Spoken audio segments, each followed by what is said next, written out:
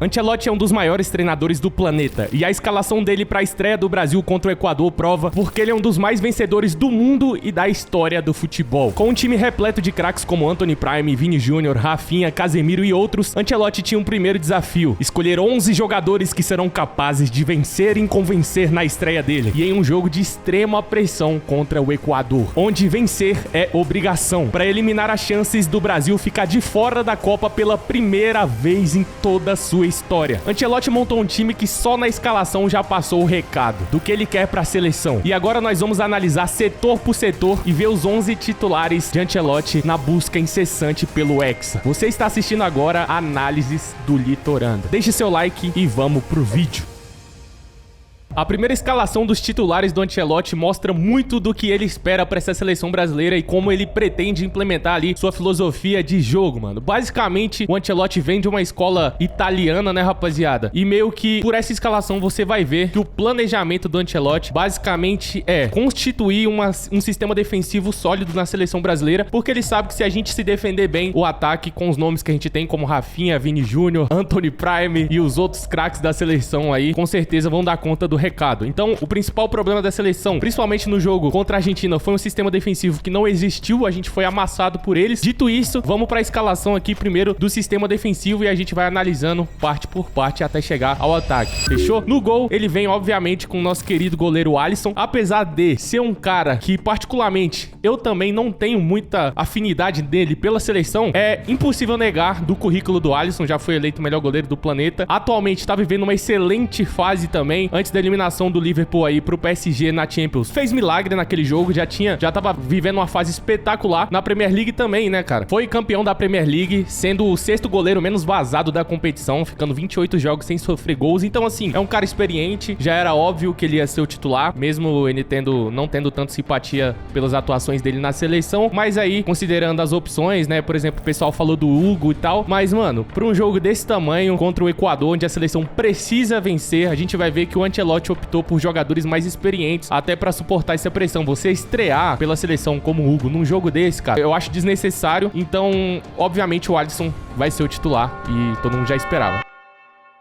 Na lateral direita, aqui a gente tem uma pequena mudança que mostra um pouco também da visão do Ancelotti sobre essa filosofia de futebol. A gente vai ter o Wanderson no lugar do Wesley, né, mano? O Wesley que é conhecido no Flamengo pela sua ofensividade, por ser um cara bastante agudo e foi criticado durante um tempo na sua carreira, principalmente na sua primeira e segunda temporada ali, pela parte defensiva, porém evoluiu muito nesse quesito e agora com o técnico Felipe Luiz, o Flamengo já consegue ter uma média, acho que de 11 jogos, né? 11 jogos, o Flamengo só tomou 2 gols, muito parte também da experiência do Felipe Luiz, que jogou a carreira toda no Atlético de Madrid, que é um time reativo, um time que sempre costumou se defender bem e que durante parte do tempo conseguiu arrancar vitórias ali expressivas contra o Barcelona do Messi, contra o Real Madrid do Cristiano Ronaldo, certo? Quase ganhou a Champions, perdendo lá com aquele gol lá do Sérgio Ramos de cabeça, que empatou o jogo, mas assim, é um time que sempre soube se defender muito bem. O Felipe Luiz, que é lateral, sempre esteve nessa escola. O Flamengo atualmente toma pouquíssimos gols, muito parte também do sistema defensivo do Flamengo, que é muito coerente, muito correto, com o Léo Ortiz, o próprio Danilo, o próprio Léo Pereira e o Wesley, que vem fazendo um bom papel defensivo sim no Flamengo, só que o Ancelotti optou por colocar o Wanderson, que tem como uma característica um pouco mais assertiva ali, um pouco maior no âmbito defensivo e que também já tá acostumado a jogar contra times na Europa, né, que tem um futebol um pouco que é considerado mais evoluído. Então eu acredito que a escolha do Ancelotti parte dessa premissa de ter um jogador ali mais coerente defensivamente. Coerente eu acho que é uma palavra não muito boa, mas assim, que tem um pouco mais de característica defensiva, certo?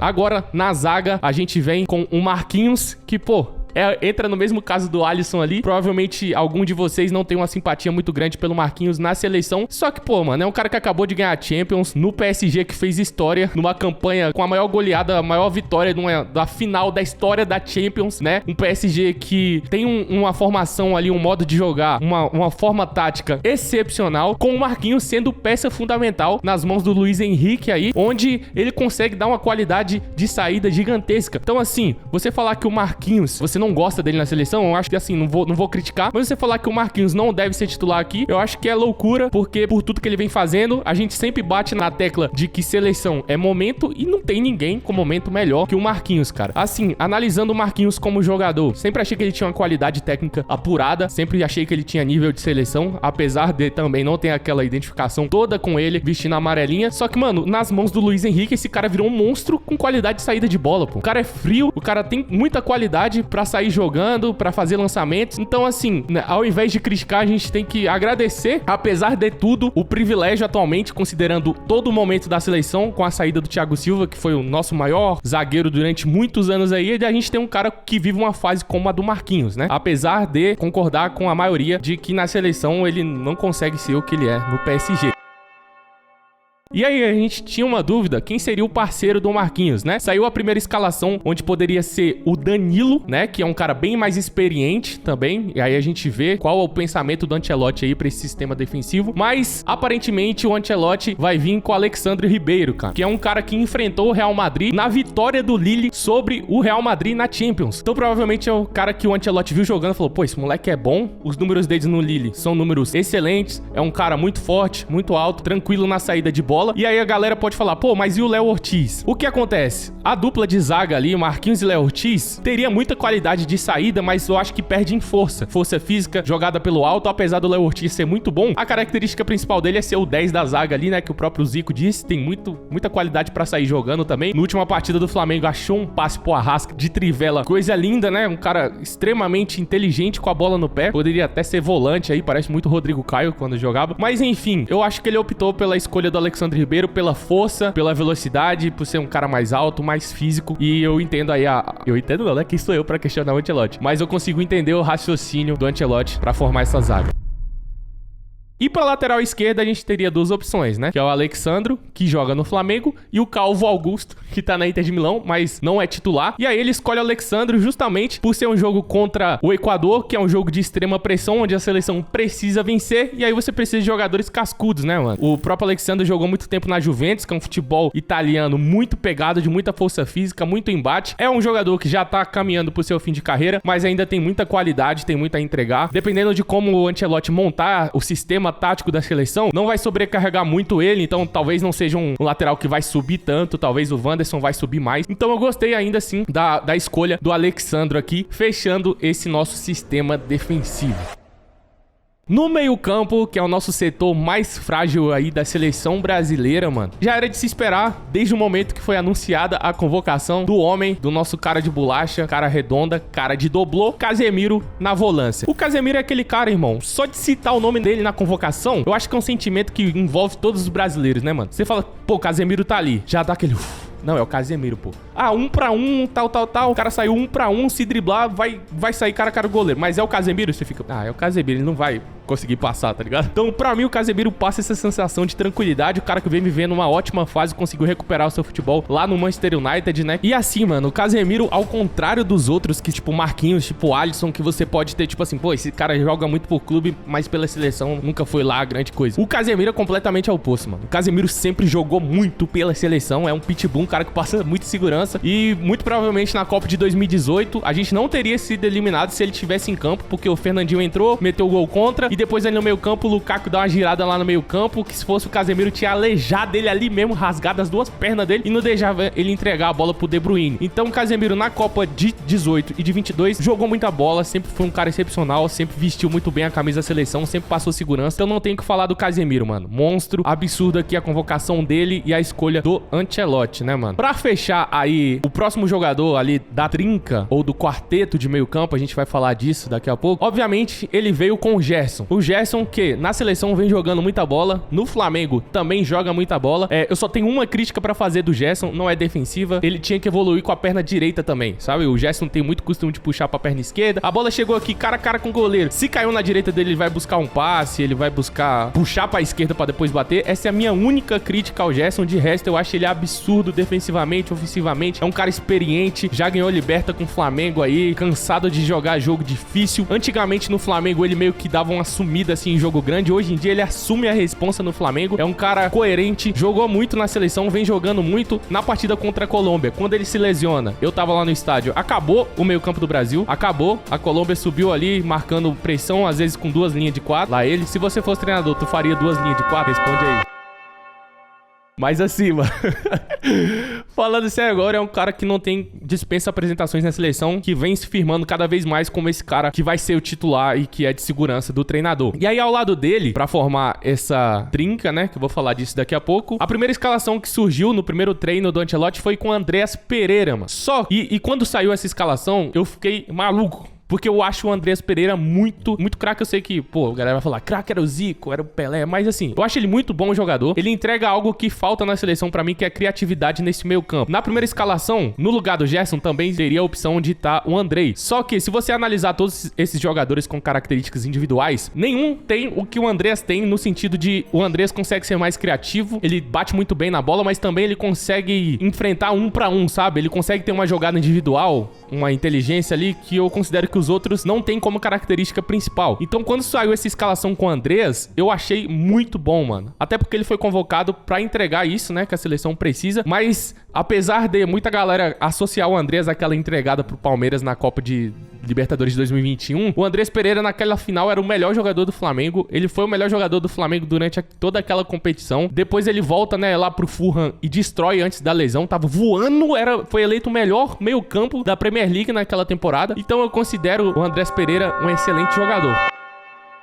Mas Ancelotti aparentemente trocou o Andreas Pereira e colocou Bruno Guimarães pra fazer essa função. Aí já entra outro jogador que entra naquela da antipatia do torcedor. Eu também confesso que eu não sou muito simpático do Bruno Guimarães. Acho ele monstro no Newcastle, mas na seleção, pra mim, ele ainda não estreou, mano. Não conseguiu exercer aquele papel que ele consegue, aquela função de ter aquela qualidade de passe, de ser aquele cara aguerrido que ele é no Newcastle. Mas provavelmente muito parte disso das escolhas dos treinadores que meio que anulava ele, sabe? Então, assim, se o Ancelotti conseguir recuperar o Bruno Guimarães na seleção, mano, quem sou eu pra falar qualquer coisa? Eu preferiria o Andreas como titular, mas até pra se testar, né, o Andreas jogando ao lado do Casemiro e jogando ao lado do Gerson. Mas, mano, o Ancelotti optou pelo Bruno Guimarães. Talvez nos treinos ele viu alguma coisa ali que, obviamente, eu não vi porque eu não tô lá. Então, a gente fecha esse trio, assim, de volantes, né, mais ou menos volantes, pra complementar aí o sistema defensivo da seleção. E aí vem a mudança, mano, que é o quê? Estevão jogando como um 10 criativo, como um cara, como a mente criativa ali da seleção brasileira. Quem faria esse papel muito provavelmente seria o Rafinha, mas ele tá suspenso. E aí a gente fecha o meio campo com 3 volantes, né, mais ou menos, apesar do Bruno Guimarães jogar muitas vezes como um segundo meio campo ali e tal. Mas a gente tem 3 caras que tem muito forte características defensivas.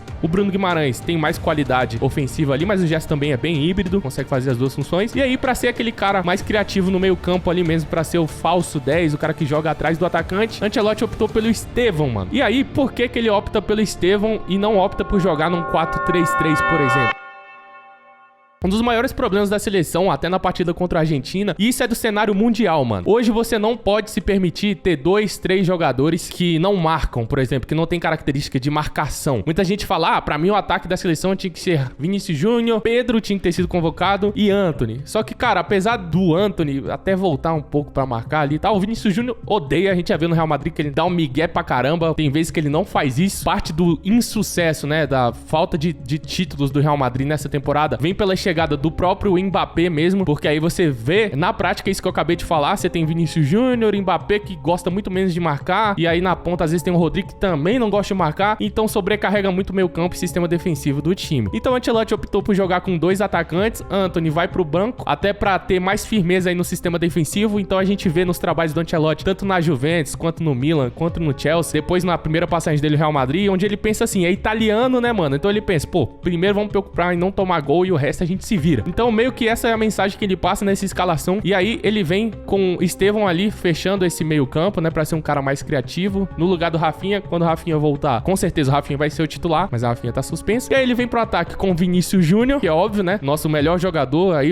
foi eleito o melhor jogador do mundo. Pela seleção ainda não estreou também, mas não tem como deixar o Vinícius Júnior no banco, apesar de muitas pessoas acharem que Vini tem que ir pro banco. Eu não discordo, mas no caso do Ancelotti, pô, o Ancelotti veio pra seleção, o Ancelotti foi o cara cara que recuperou o Vinícius Júnior no Real Madrid, não é de se esperar que ele vai deixar o Vinícius Júnior no banco. Ele vai acreditar que ele pode recuperar o Vinícius Júnior na seleção. E eu acredito muito nisso, que se ele conseguir fazer o Vini jogar o que jogava no Real Madrid, irmão, a gente tá feito, tá ligado? E aí, pra parceiro de ataque, ele escolheu o Richarlison, muito por aquilo que eu acabei de falar. Lembra do Real Madrid de 23, 24, mano? Que tinha ali um ataque com Vinícius Júnior, Rodrigo e Roselu. O Roselu era peça fundamental naquele time, ele ajudava muito na parte defensiva, então ele era um centroavante que não tinha muito orgulho ali, e ele carregava piano mesmo, se fosse pra apoiar o meio campo, se fosse pra se cansar voltando, ele se cansava. O Roselu foi peça fundamental naquele time, então era um time funcional. O PSG dessa temporada hoje provou que não é um time com craques que vence, é um time que tem uma tática bem definida e que funciona, que todo mundo joga pelo coletivo. O Roselu fazia isso e o Richarlison é esse cara, mano. A gente criticou muito o Gabriel Jesus na época do Tite, que a gente falava que o Gabriel Jesus virou volante, marcava mais que tudo, mas agora com o Ancelotti, o Richarlison é meio que pra dar esse apoio defensivo também, e aí a gente tem só o Vinícius Júnior que não marca, praticamente. O Estevão ali também não é aquele cara, mas vai dar um apoio ali defensivo, até porque a gente tem um sistema bem equilibrado, com 3 jogadores no meio campo ali, Casemiro, Jesse e Bruno Guimarães, que são muito fortes defensivamente.